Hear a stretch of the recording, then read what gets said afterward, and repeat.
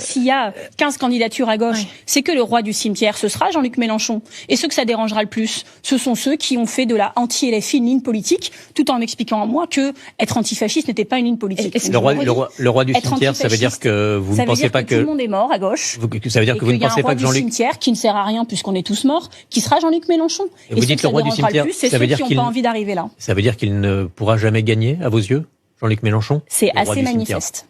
C'est assez manifeste.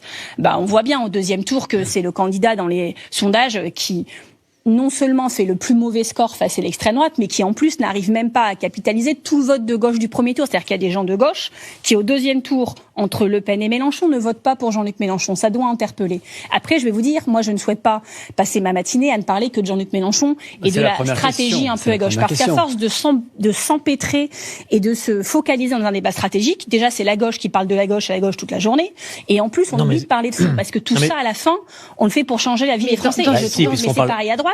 En ce moment, on ne parle que de combines, d'accords, de comment on fait, de stratégie. Non, mais puisqu'on parle d'idées, puisqu'on parle d'idées, on va donc parler du fond. Quand vous dites quand même, là où est parti LFI, on ne peut pas les suivre. Vous savez, quand on parle de fond, vous revenez sur Jean-Luc Mélenchon. Non. Là où est parti LFI, on ne peut pas les suivre. Il s'agit bien d'idées, de problèmes d'idées. Pas que, de forme aussi.